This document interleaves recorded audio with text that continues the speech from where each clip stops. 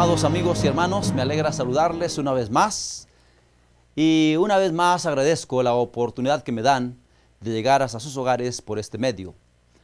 El propósito de este encuentro, como hemos dicho, es compartir con ustedes algunos conceptos sobre la oración y la misión de la iglesia. Recuerden, la oración es la llave en la mano de la fe para abrir el almacén del cielo, en donde están atesorados los recursos de la omnipotencia. Y el mayor recurso que necesitamos para el cumplimiento de la misión es el poder que nos dará el Espíritu Santo. Por lo tanto, les invito a que continuemos orando para que el Espíritu Santo nos llene de su poder, nos ilumine para comprender mejor la misión, nos transforme para reflejar mejor el carácter de Dios y que nos impulse a la acción evangelística para dar al mundo el último mensaje de advertencia. Y precisamente este último tema tiene que ver con la capacitación del Espíritu Santo. Le he llamado la capacitación indispensable.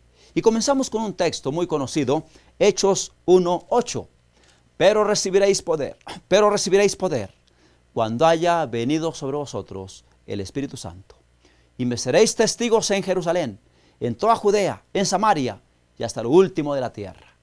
Dos cosas destaco de este pasaje bíblico. Primero, el poder solo se recibe por parte del Espíritu Santo. No recibimos el poder cuando terminamos un curso de estudios. Puedes graduarte de licenciado en esto o en aquello, alcanzar un posgrado de maestría o doctorado, pero el poder solo se recibe por parte del Espíritu Santo. Pero otra gran verdad de este pasaje es que cuando el Espíritu Santo se posesiona de nosotros y nos da el poder, entonces nos impulsa instintivamente a compartir con otros el Evangelio. Recibiréis poder y me seréis testigos. El ser testigos es una consecuencia natural de recibir el poder del Espíritu Santo. Y notemos cómo se manifiesta indispensable el Espíritu Santo para el cumplimiento de la misión en el ejemplo de los primeros discípulos. Sabemos que Jesús fue para ellos el maestro por excelencia. Aprendieron de él las buenas nuevas del reino y la manera de enseñarlas a otros. Pero al término de los 3 años y medio del ministerio de Cristo, todavía estaban completamente descalificados para cumplir la comisión evangélica. Eso está registrado en el libro La Venida del Consolador, página 78. ¿Cómo se muestra esto? Bueno, los discípulos tuvieron varios fracasos en los momentos finales de la vida de Cristo Jesús sobre esa tierra. Primero, en el aposento alto hubo un rotundo fracaso. ¿Por qué? Estaban allí ya para participar de la Pascua con el Señor, cuando había de establecerse también la cena del Señor, y entre ellos, San Lucas 22:24 nos dice, hubo entre ellos una disputa sobre quién sería el mayor. Luchando, ¿quién sería el mayor?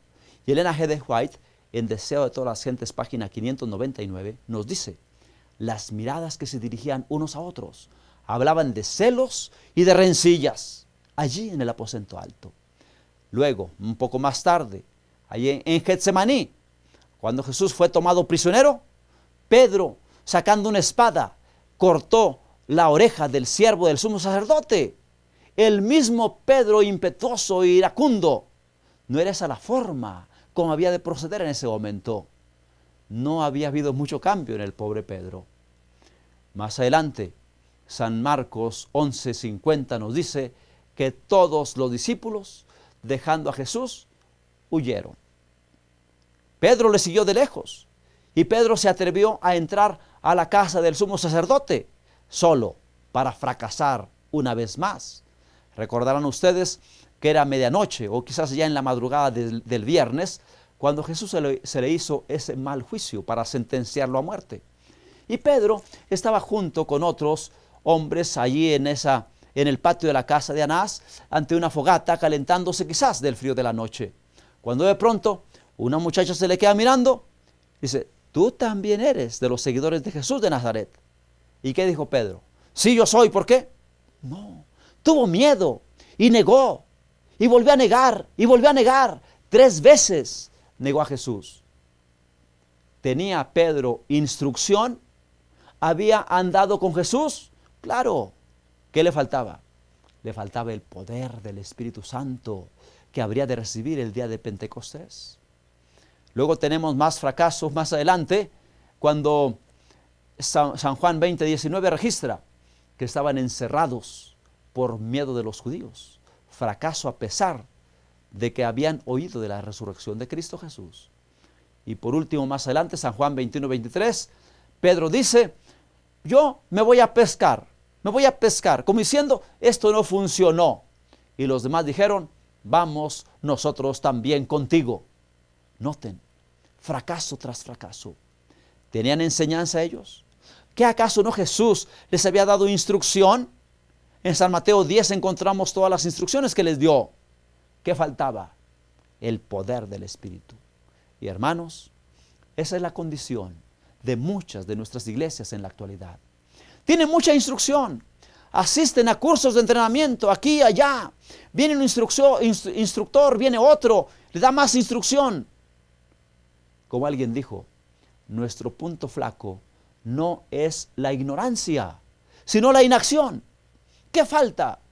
Lo que falta es, mis hermanos, el poder del Espíritu Santo.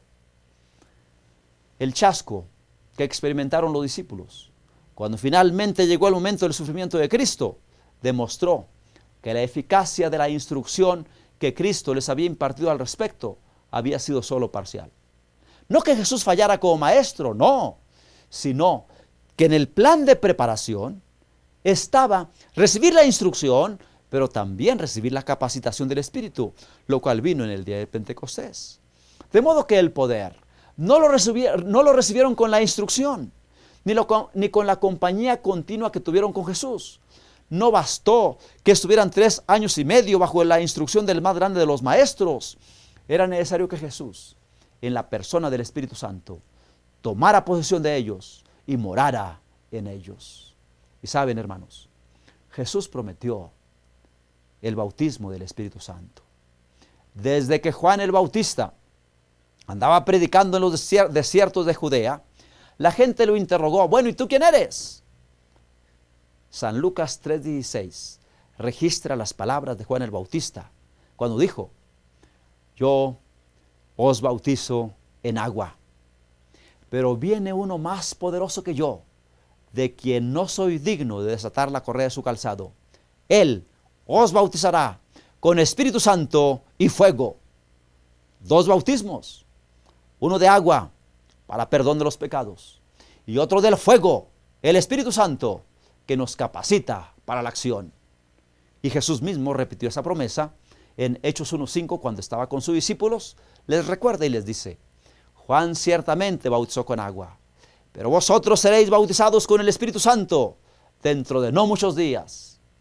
Ya anteriormente Jesús había prometido, yo rogaré al Padre y yo os dará otro consolador para que esté con vosotros para siempre. San Juan 14:16 y 17.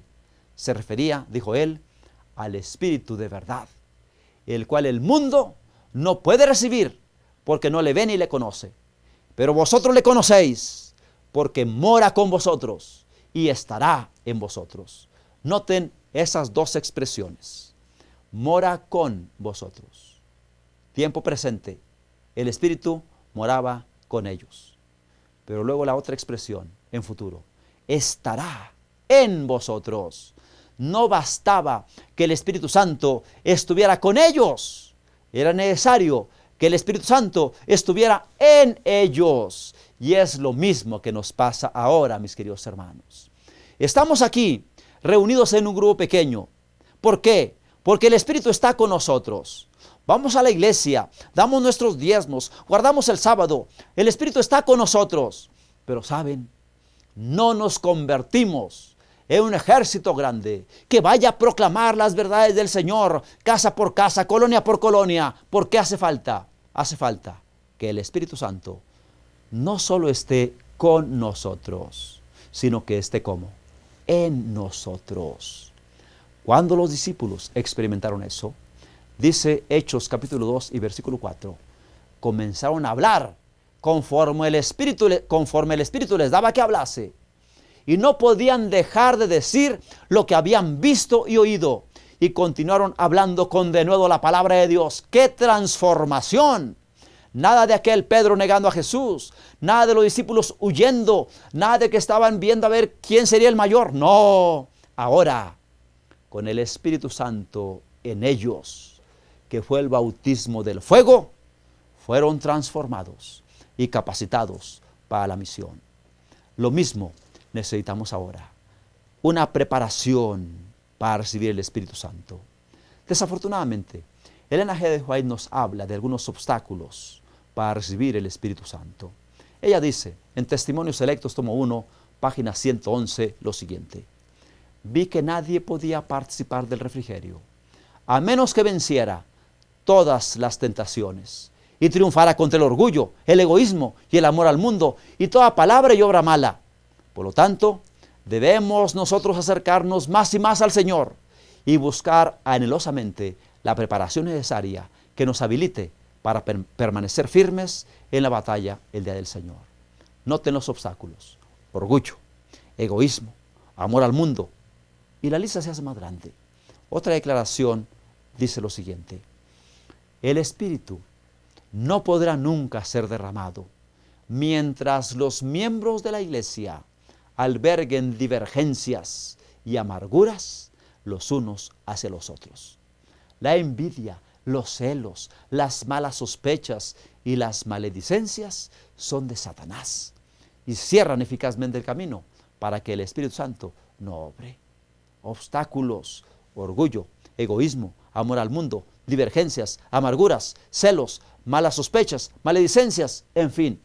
Ahora, ¿cuáles fueron los pasos que los discípulos siguieron en su preparación? En el libro Recibiréis Poder, página 27, leemos lo siguiente: solo mediante la confesión y el abandono del pecado, la oración ferviente y la consagración a Dios, los discípulos pudieron estar preparados para el derramamiento del Espíritu Santo en el día del Pentecostés. Una obra semejante, pero en grado superlativo, debe hacerse ahora. 3 cosas: confesión y abandono del pecado, oración ferviente y consagración a Dios. Otra declaración muy importante que a mis estudiantes les pido la aprendan de memoria y la practiquen.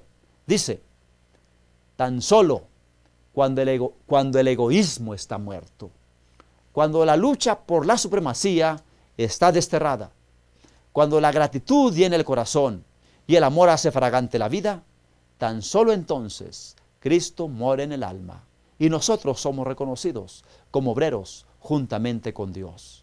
Noten, 4 condiciones para que Cristo more en el alma y nosotros seamos reconocidos como obreros juntamente con Dios.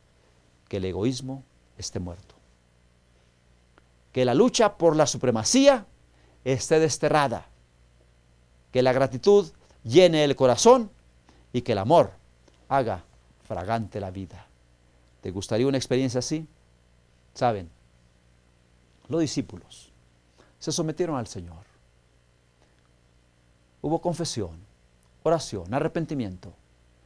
Y el registro que encontramos de ellos es el siguiente: después del derramamiento del Espíritu Santo, los discípulos salieron para proclamar al Salvador resucitado, poseídos del único deseo de salvar almas. Se regocijaban en la dulzura de la comunión con los santos. Eran afectuosos, atentos, abnegados, dispuestos a hacer cualquier sacrificio en favor de la verdad. En sus relaciones cotidianas unos con otros, manifestaban el amor que Cristo les había ordenado revelar al mundo. Por sus palabras y acciones desinteresadas, se esforzaban por encender este amor en otros corazones. Ah, mis queridos hermanos, quiere el Señor que esa sea nuestra experiencia, porque entonces, como dice el deseo de todas las gentes, página 144, cuando el Espíritu de Dios se posesiona del corazón, transforma la vida, transforma la vida.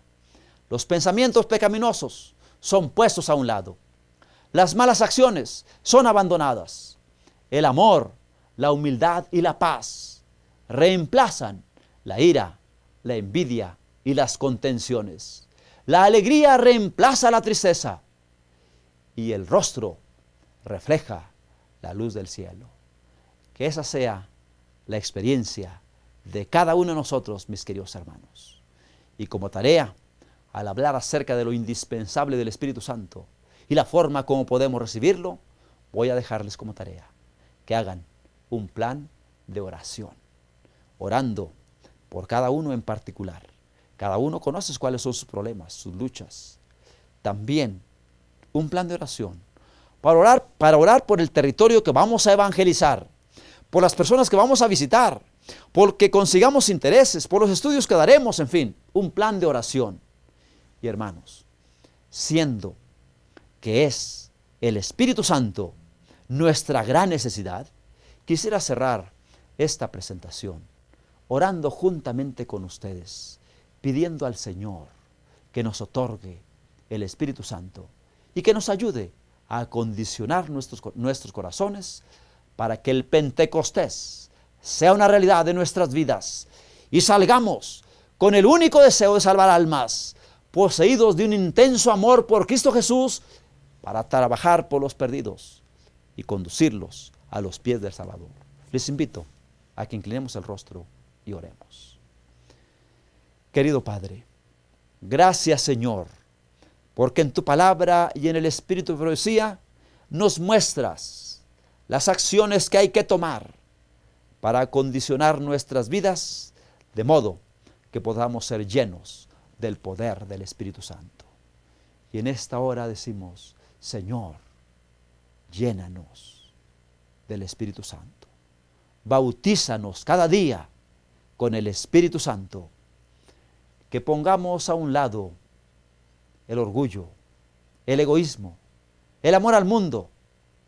Que dejemos a un lado la lucha por la supremacía, amarguras, contiendas, disensiones, y busquemos en humildad la unción del Espíritu Santo para terminar ya con el poder del Espíritu, con el impulso que nos dé, terminar la tarea que nos has encomendado, para entonces poder ver a Jesús venir en las nubes de los cielos e ir a nuestro hogar celestial.